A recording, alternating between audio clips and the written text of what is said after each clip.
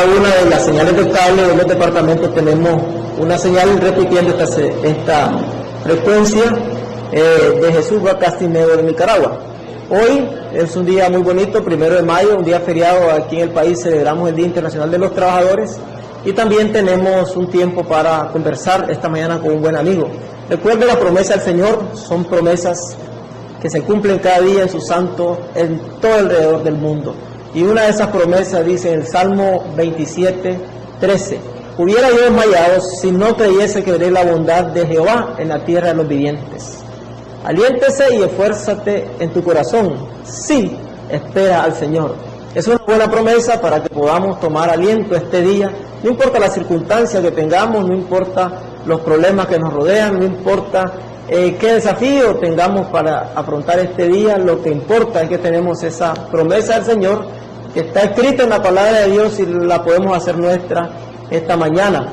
Estiremos nuestros brazos, respiremos profundo, respiremos ese aire puro de nuestra ciudad aquí en el país y démosle gracias al Señor por sus nuevas misericordias, por todas sus bondades, por su fidelidad que es grande, más grande que los cielos, y disfrutemos pues este día 1 de mayo. Hoy tendremos una bonita conversación amena con un buen amigo.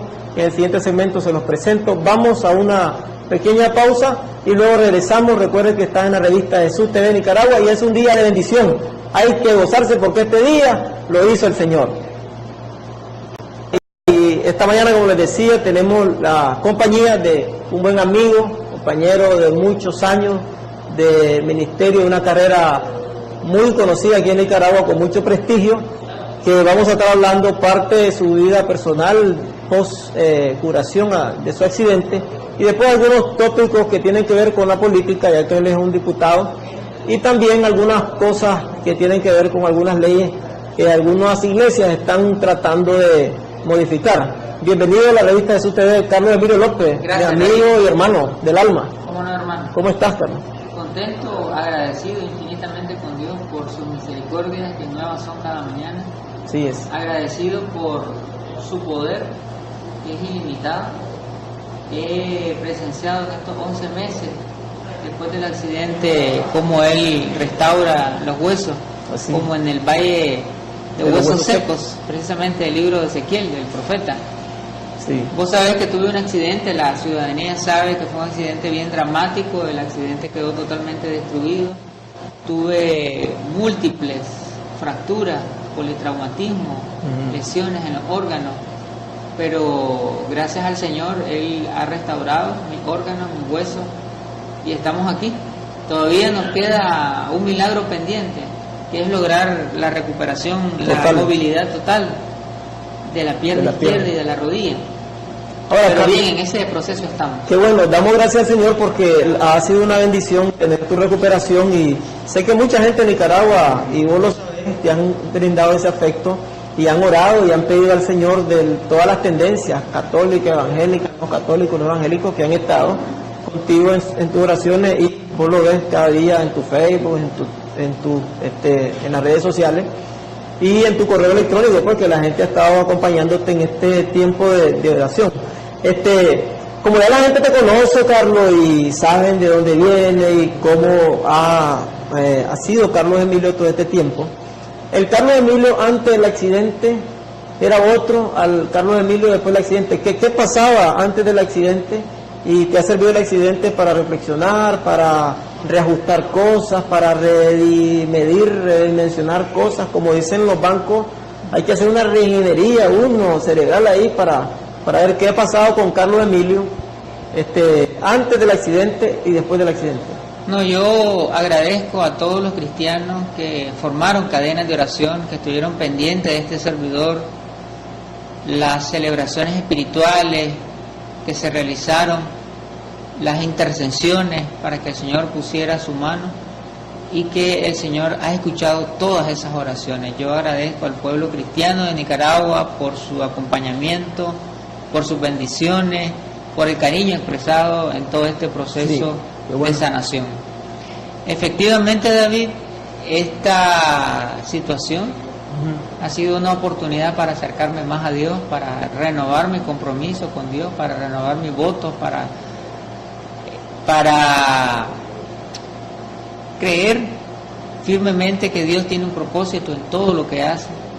Dice la Biblia que todas las cosas ayudan a bien a los que aman a Dios. Claro. Y este accidente en donde estuve 6 meses en el hospital, primero estuve 5 meses en Cuba y luego 1 mes más. Esos 6 meses fueron tiempos de oración, tiempos de meditación, de reflexión, de lectura de la palabra de Dios. Un momento para elevar la voz como el rey David, con corazón contrito y humillado. Y ese corazón Dios no lo desprecia. Nunca.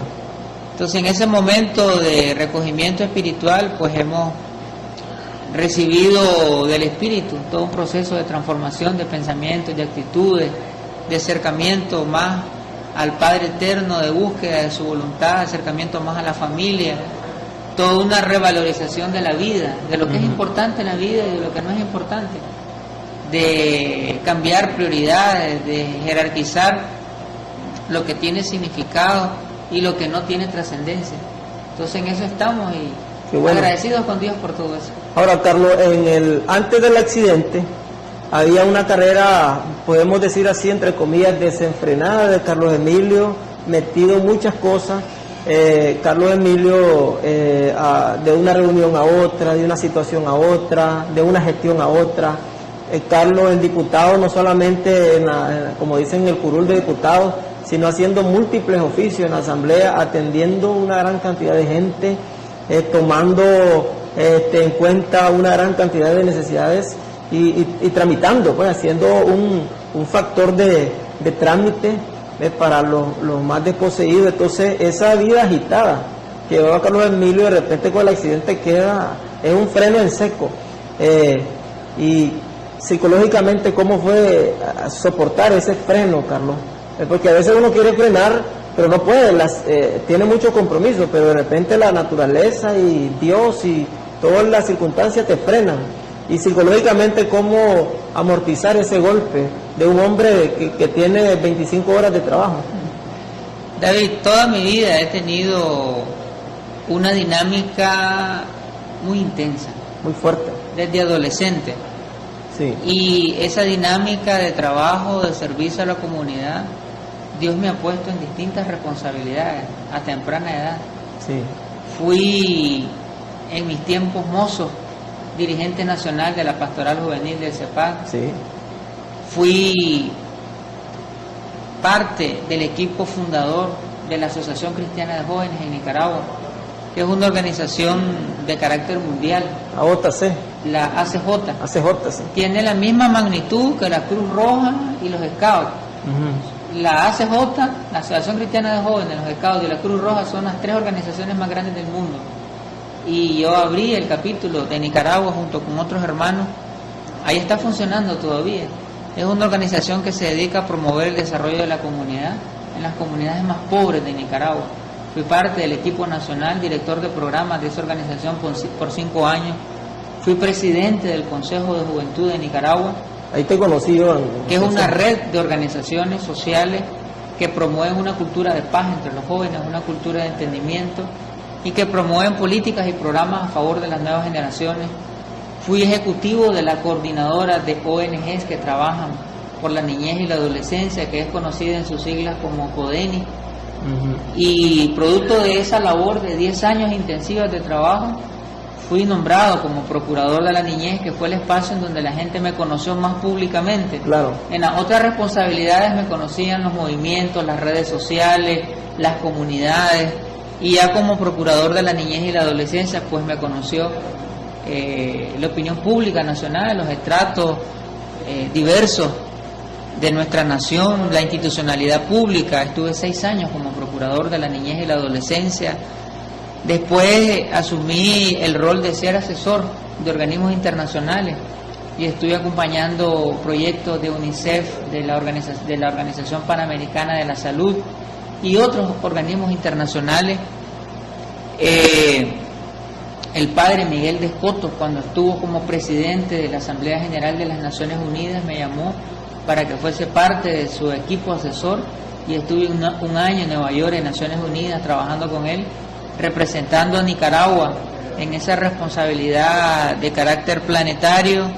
Regresé y vine a ser asesor del presidente en temas sociales, principalmente el presidente Daniel Ortega, principalmente en temas de niñez y adolescencia. Y diputado. Y ahora, diputado, hace un año y unos meses, diputado en la Asamblea Nacional.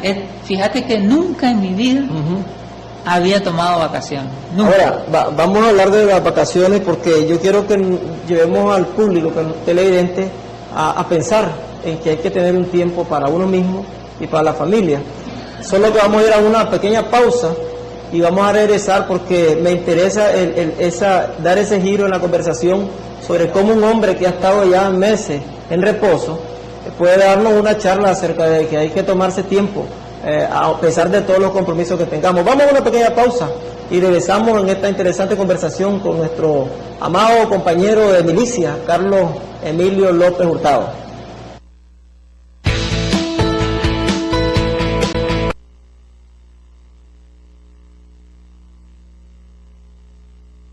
Estábamos hablando al final del segmento anterior sobre cómo ese impacto psicológico, ¿verdad? Ese freno de pronto de toda ya por último fuiste asesor del presidente de la ONU y luego veniste a Nicaragua sin espacio alguno a ser asesor del presidente Ortega en asuntos sociales y luego diputado. Ahí hemos quedado en esa vida agitada.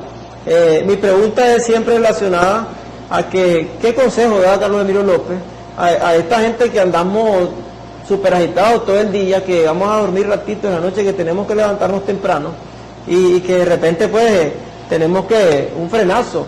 A veces son frenazos como el tuyo, un accidente, otros son embolias cerebrales, pero ¿qué lecciones ha sacado Carlos de todo esto?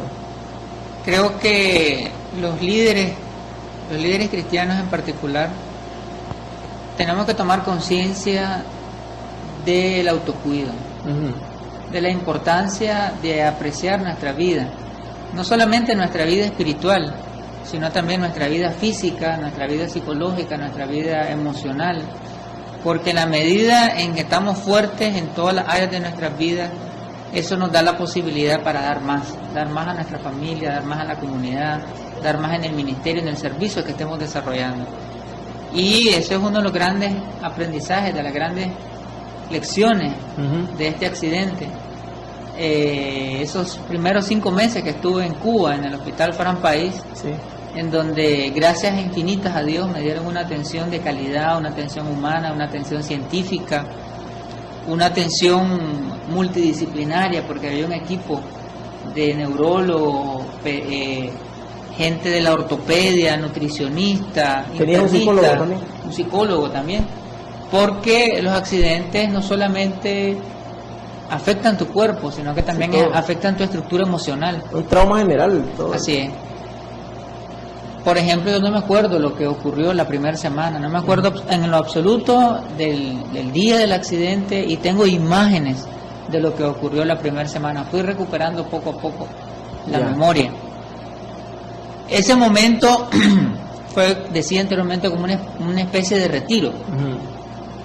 Y recordemos que Jesús tenía sus momentos de apartarse. Los 40 días de ayuno y oración eran momentos para estar con Dios, momentos para estar consigo mismo, con la conciencia, con el pensamiento. Y eso necesitamos, momentos para autoevaluarnos, para hacer una revisión de qué estamos haciendo, cómo lo estamos haciendo, y momentos para fortalecernos también. Pueden ser momentos en que estemos solos, o puede ser momentos que también nos vayamos con la familia. Y los líderes de las iglesias pocas veces se toman la licencia para hacer eso. Recordemos que en el Antiguo Testamento estaba la figura del jubileo, que era un tiempo para liberar, para el descanso, sí, inclusive para que la tierra misma descansara, para que los trabajadores descansaran, para liberar a los esclavos. Entonces necesitamos los líderes un tiempo de jubileo para tomar fuerza, nuevos bríos, nuevas energías y seguir adelante en nuestra labor de servicio. Ahora, parece que de repente nosotros creemos, Carlos, que somos tan indispensables que no podemos dejar de hacer cosas, ¿verdad? Y cuando pasan estos momentos, entonces sí nos damos cuenta que podemos dejar de hacer todas las cosas. Y hay un momento en que, por ejemplo, tu aislamiento, por decirlo así, médico en Cuba, los 5 meses, Fue difícil para vos, un hombre que desde chavalo anda en el trajín diario. Pero ¿qué puedes decirle a esos pastores, líderes y líderes sociales, gente que nos está viendo, que no meramente trabajan en el ministerio, pero que sí trabajan en labor social o en labor, en otras labores más fuertes y cotidianas, como aquel gerente, aquella persona que tiene su tramo en el mercado, que no descansan, que llegan rendidos y se levantan rendidos? Es una situación bien difícil. ¿Cuál es el consejo de Carlos Emilio para, además de tomar conciencia en el retiro, cómo reorganizar la vida? Fíjate de que yo era muy radical en cuanto al horario de trabajo. No tenía horario de finalizar la jornada diaria, no tenía limitaciones para trabajar fines de semana, para trabajar en tiempos de vacaciones, para trabajar días feriados. Y a veces hasta sentía culpabilidad si en determinados momentos libres, días libres, no estaba haciendo alguna actividad laboral. Pero es un error tener esa concepción, porque en la medida en que uno toma su tiempo para descansar, cuando regresás tenés un nivel de productividad mayor. Y mi recomendación a los líderes de las iglesias, los líderes sociales, empresariales, de diferentes ámbitos, es que se vayan al mar, se vayan al bosque, se vayan al río, se vayan a desconectarse, a tener comunicación con la naturaleza, a tener comunicación con la familia, a hablar con uno mismo, a hablar con su conciencia. Y en la medida en que tomes ese tiempo, sos más fuerte y tus fuerzas se renuevan como el águila. Ahora, hablaste de la culpabilidad, podemos decir, por la responsabilidad y la laboriosidad, y se llama una culpabilidad laboral, por serle eficiente uno. ¿Qué pasa con la depresión? ¿Tuvo depresión Carlos Emilio en este tiempo de desconexión? ¿Cómo afrontar la depresión en una desconexión fortuita, que no la está? No es lo mismo planificar un mes, me desconecto, tal mes voy a ir a Costa Rica, voy a visitar familia, voy a hacer esto, y planifico mis vacaciones, pero cuando no está planificada, me imagino que hay una especie de depresión que entra, porque somos seres humanos y somos seres psicosomáticos, pues nos programamos para tener hasta ciertas dolencias. ¿Cómo afrontó Carlos la depresión de la desconexión? Y ataba unos hierros, y me dio un gran impacto cuando miré la foto que transmitieron en Facebook a alguien cuando estabas en Cuba con los pies para arriba y inmovilizado totalmente. Y recuerdo que me mandaste un mensaje en esos días y me dijiste, así voy a estar como 5 meses. Entonces fue una situación que yo dije, Carlos va a entrar en una depresión seria. ¿Cómo venció Carlos la depresión? Ha sido una situación dura, porque los primeros 2 meses, David, ni siquiera me podía mover de la cama. Sí. O sea, en la cama me bañaban, me daban de comer, no tenía la fuerza, las energías, ni la capacidad física para mover los brazos. Es decir, era una situación de impacto tal en todo mi cuerpo que estaba inmovilizado. Al 3er mes empecé a tener los primeros movimientos. Y la afectación de que te estén dando de comer, la afectación de que estás dependiendo de otras personas, todo eso te toca tus emociones, toca tus pensamientos, toca tu autoestima.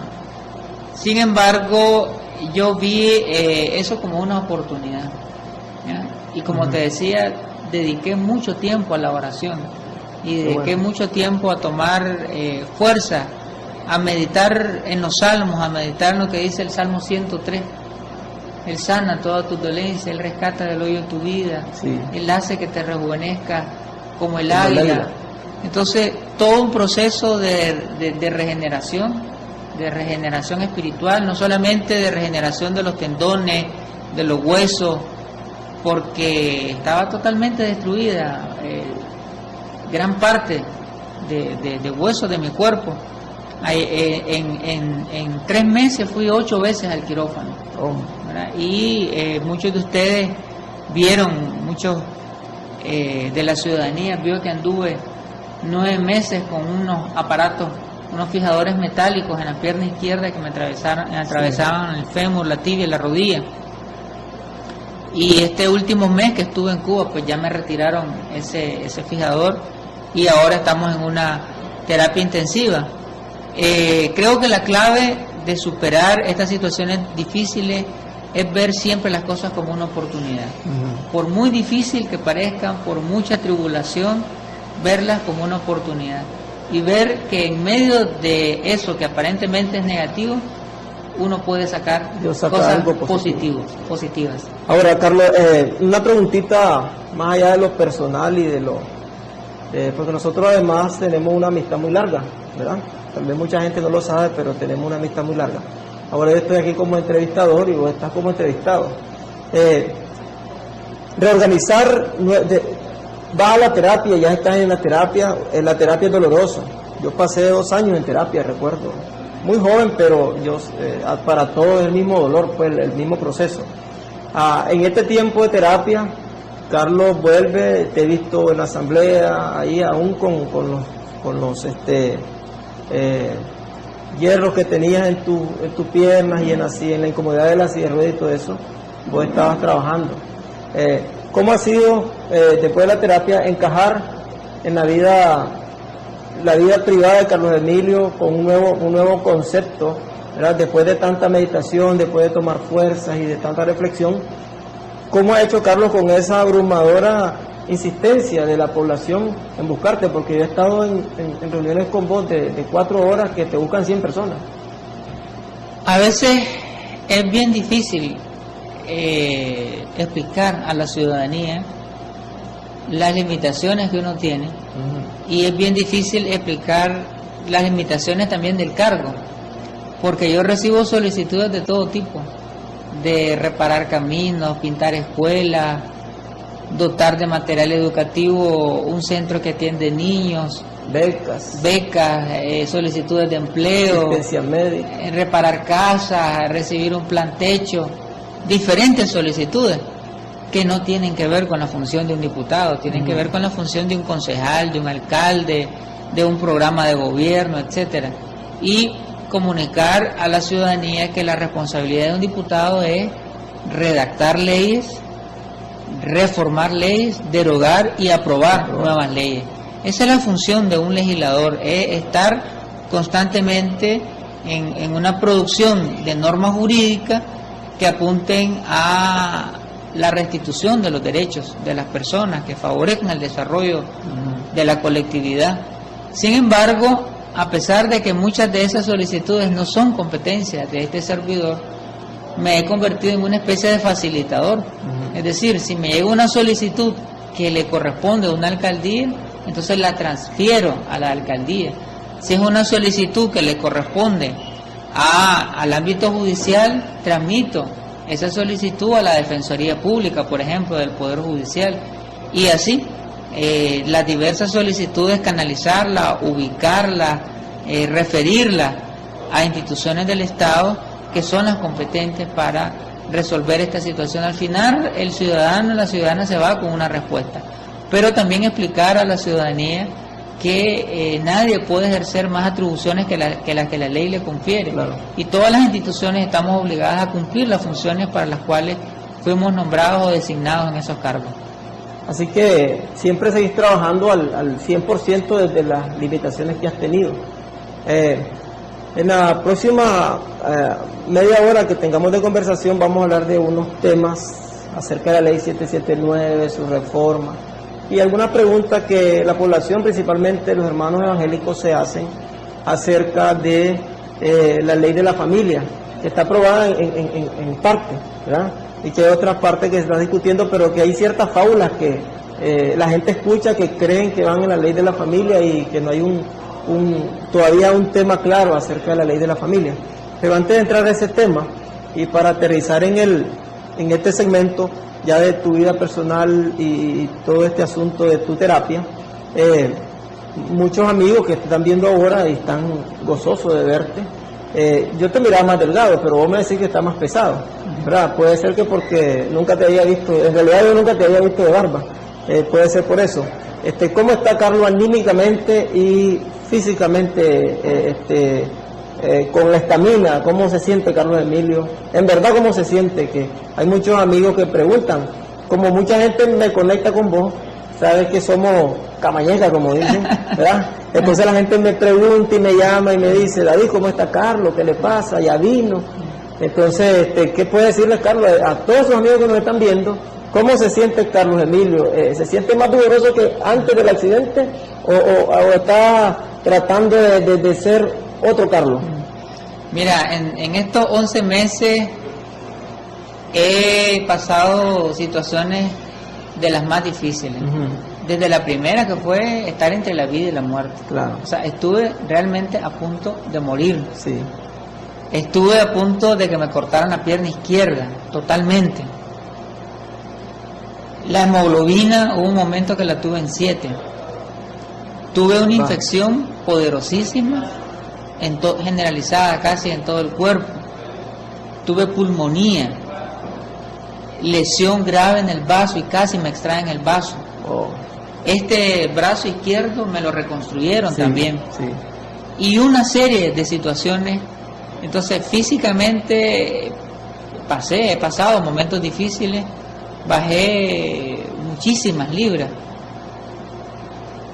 Yo quizás en momentos más críticos estuve pesando unas 120 libras y yo estaba en 150 y tantas libras antes del accidente. Entonces, momentos físicos muy críticos, pero espiritualmente muy fortalecido. Y paulatinamente he venido recuperando, superando todas esas situaciones. Gracias a Dios no perdimos ningún órgano, gracias a Dios no perdimos ningún miembro, gracias a Dios logramos subir la hemoglobina. Todo lo hemos venido superando por el poder de Dios. Amén. Y ahorita mi peso ya es casi el mismo que tenía antes del accidente. ¿Ha subido de peso entonces? He subido de peso mucho. Entonces, gracias a Dios pues que Él ha restaurado, como te decía, como en el Valle de los Huesos Secos. La figura, me gusta mucho la figura del águila, me gusta mucho, porque el águila sabemos que se remonta a las partes más altas de la montaña, bota todas las plumas viejas, le nacen nuevas plumas y empieza a volar de nuevo con nueva fuerza. Una nueva vida.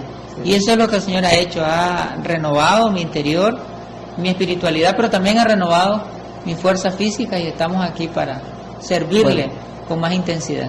Qué gran bendición tenerte, Carlos, con ese ánimo y contando este testimonio a nuestros amigos televidentes de la revista Jesús TV de Nicaragua. Vamos a una pausa y luego regresamos a Jesús TV de Nicaragua y en la bendición que tenemos aquí de estar teniendo el testimonio de Carlos Emilio López, su sanidad, su curación, su regeneración ósea que él ha tenido.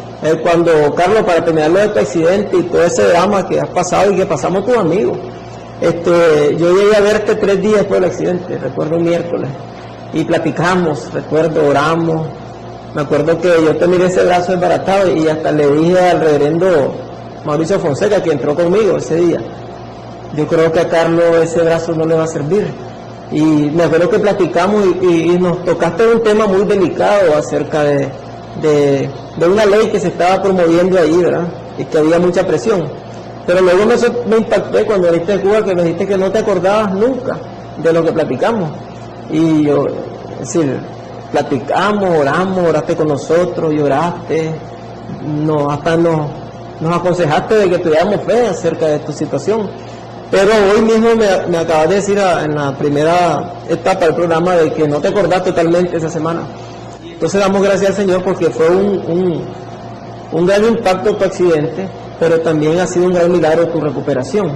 Y yo creo que todos estamos contentos acerca de tu total salud y sabemos que el Señor va a hacer la obra. Pero la vida sigue, Carlos, y seguimos andando y con las promesas del Señor siempre.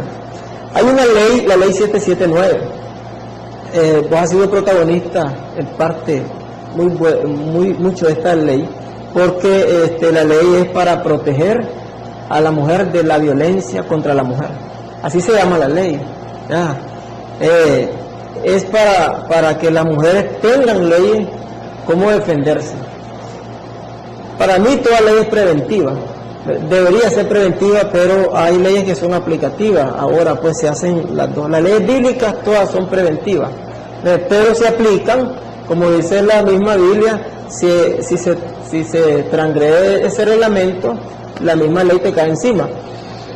Pero vinieron unos pastores de las asambleas de Dios, las iglesias de Dios y diferentes denominaciones, y ven que la ley tiene un problemita, y ellos están alegando inconstitucionalidad en dos casos. Uno, en correlación a que no nos están viendo con igualdad a los varones. Dicen, el varón queda en un segundo plano con esta ley.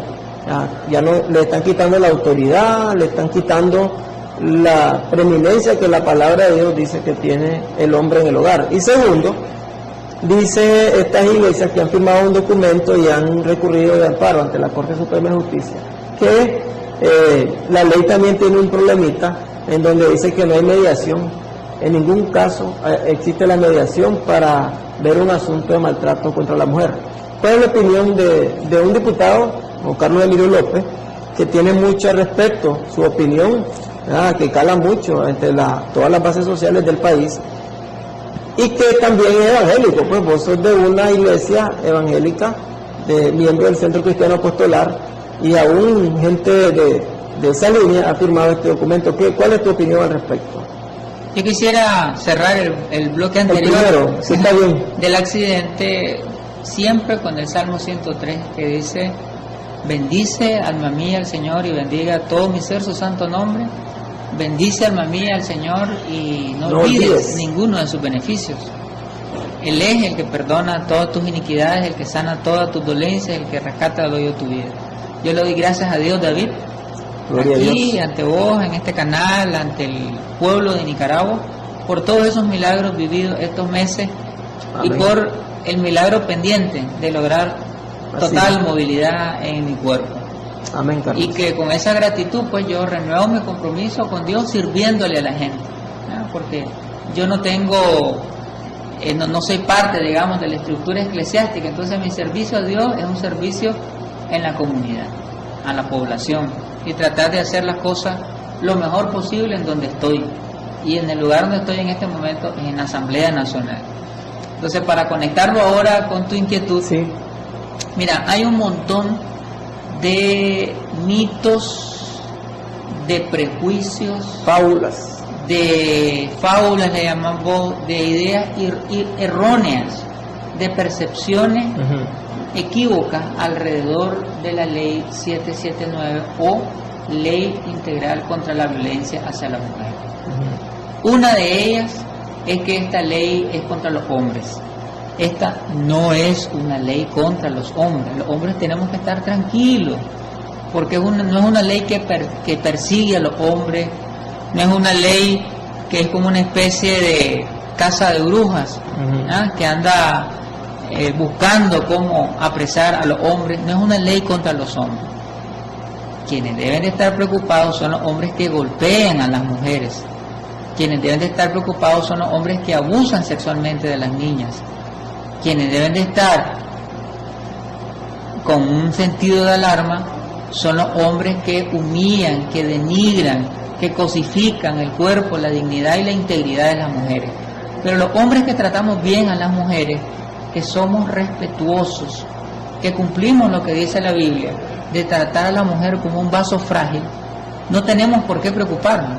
No es una ley que persigue a los hombres, es una ley contra la violencia que sufren las mujeres, pero no es una ley contra los hombres. Ese es el primer mito que yo quisiera pulverizar. Esta no es una ley contra los hombres, es una ley a favor de las mujeres, es una ley contra la violencia. En segundo lugar, existe la percepción equívoca que esta es una ley que provoca desunión en la familia, que esta es una ley que podría resquebrajar matrimonios. Es totalmente lo contrario. Esta es una ley que fortalece la familia. Esta es una ley que consolida los matrimonios, porque va a promover en los nicaragüenses una cultura de respeto, una cultura de establecer relaciones de pareja basadas en la ternura, en el diálogo, en la comunicación, en la convivencia pacífica, en el no grito, en el no golpe, en el buen trato, en un trato que está inspirado en lo que decía Jesús, en el amor. Claro. ¿Ya? Entonces, esta ley va a provocar que las familias se consoliden, a que las familias se unan, a que las familias se respeten, a que los adultos respeten a las niñas, a que el hombre respete a la mujer, a que el novio respete a la novia, a que el novio no le esté exigiendo la prueba de amor a la novia. Esta ley entonces viene a crear familias cariñosas, familias armoniosas, matrimonios sólidos, matrimonios que resuelven sus conflictos no por la vía de la violencia, sino por la vía del diálogo. Entonces es falso que esta ley atente contra la familia, sino que es una ley que fortalece la familia. Un tercer mito o idea equívoca de esta ley es que esta es una ley inconstitucional.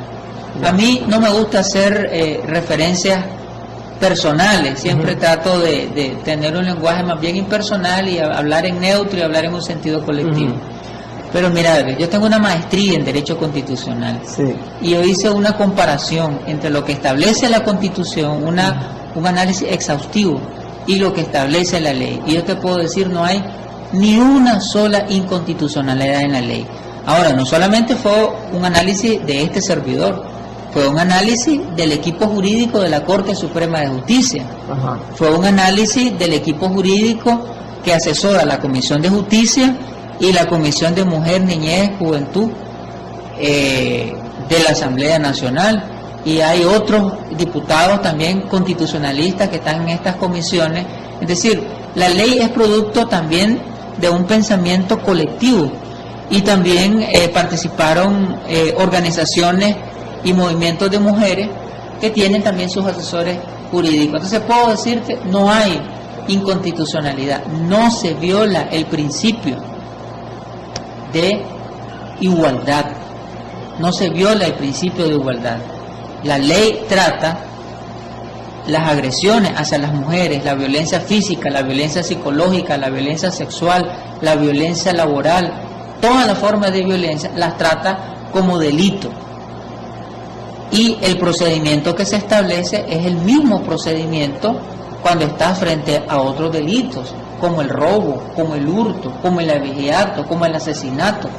Entonces, lo que hace la ley es decir que el mismo procedimiento que se sigue en cualquier otro delito también es el mismo procedimiento que se van a seguir en los delitos contra la mujer.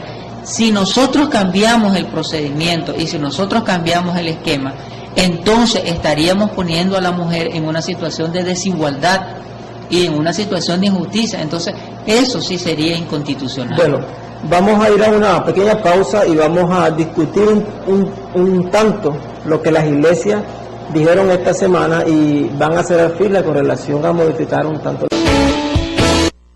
Bien, seguimos en la recta final del programa. Carlos, yo sé que nuestro público ha sido muy bendecido con esta conversación y hay que aclarar este asunto de la ley 779. Alguien en algunos noticieros nacionales dijeron que la Corte, no oficialmente, sino que algunos miembros de la Corte se han pronunciado sobre que sí puede haber la reforma al caso de la no mediación. ¿Cuál es tu posición? Y ya para cerrar en estos últimos 7 minutos, ¿cuál es el llamado que le haces a estas iglesias? A que conozcan verdaderamente la ley, a que profundicen en ella. En primer lugar, hay que leer la ley minuciosamente, objetivamente. No leer lo que dicen de la ley, ni leer el que dice que dijo, que opinó el otro. Entonces hay muchas distorsiones alrededor del contenido real de la ley. Lo otro, hay que hacer un análisis comparativo, objetivo, entre lo que dice la ley integral contra la violencia hacia la mujer y lo que dice la Constitución y lo que dicen los tratados internacionales de derechos humanos que el Estado de Nicaragua ha suscrito y ratificado y que también son ley de la República, al haberlos ratificado Nicaragua como nación. El tema de la mediación. Cuando uno analiza una ley, tiene que analizarla en el contexto del ordenamiento jurídico y no aislar la ley de lo que dicen otras leyes. Correcto. En este caso, de lo que dice el Código Penal en su conjunto, de lo que dice el Código Procesal Penal, etcétera. Y la legislación nicaragüense establece que no procede la mediación en los delitos graves. O sea, no es que lo dice esta ley, es que ya lo dice la legislación penal nicaragüense, no procede la mediación en delitos graves. Otra cosa que dice la legislación nicaragüense, o sea, no es que lo está creando esta ley, es que ya estaba creado, que no procede la mediación en delitos de carácter sexual. O sea, eso ya existe en Nicaragua desde hace varios años. Muchos años. No lo está creando esta ley. Ahora, la no procedencia de la mediación en delitos de carácter sexual, no procede la mediación en violación, no procede la mediación en acoso sexual, no procede la mediación en abusos sexuales. El maltrato psicológico tampoco procede. Cuando se pone a mediar a dos personas que están en una relación de poder, cuando pones a mediar a un victimario y a una víctima, lo que estás generando es que ese acto de violencia se repita y se vuelva más grave, porque si se da una mediación, posteriormente se llega a la casa y lo que ocurre es que el acto de violencia que se estaba cometiendo se agrava, se duplica, se agrava y se pone en riesgo la vida de la víctima. Entonces tenemos que pensarlo no solamente desde el punto de vista de lo que establece el ordenamiento jurídico, sino también tenemos que hacer un análisis psicosocial de cómo opera el agresor y cómo se desarrolla el fenómeno de la violencia intrafamiliar, todas las implicaciones, todas las connotaciones que esto tiene. Yo creo que las iglesias cristianas, la posición que deberían de tener más bien es hacer un llamado a la población masculina del país a tratar bien a las mujeres, sí. ¿Ya? Como tal y como lo enseñó Jesús, pues, claro. Bienaventurados los que aman la paz, ¿verdad? Y creo que los cristianos debemos de ser seres de paz, de no guerra, de no conflicto armado, de no violencia intrafamiliar, de no violencia comunitaria, de no violencia social. Creo que ese es el llamado que deberíamos de estar haciendo como cristianos. Ahora, otra cosa, otra idea errónea que hay, es que la ley no solamente es una ley punitiva, se llama ley integral. La ley tiene tres grandes dimensiones. Una dimensión es la dimensión preventiva, y casi nadie está hablando de eso. Una gran parte del articulado de la ley está dedicado a que la violencia, cualquier forma de violencia hacia la mujer, se debe de prevenir desde el Ministerio de Educación, desde el Ministerio de la Familia, desde los medios de comunicación, desde la escuela, desde la familia, desde todos los espacios de socialización. Se debe de prevenir la violencia. Eso es un gran ámbito. El otro ámbito que tiene la ley es el ámbito de la atención a la violencia, la atención psicológica, la atención en salud, porque la violencia hacia la mujer es una pandemia social. Son miles de mujeres que en este momento están siendo víctimas de violencia. O sea, no es que la ley inventó, ni es que la ley generó la violencia. La violencia hacia la mujer ya existía, y es un fenómeno societario que tiene muchos siglos de existir, y que se ha agravado con los antivalores que promueven las transnacionales de la comunicación, el comercio sexual y muchos otros factores que agravan.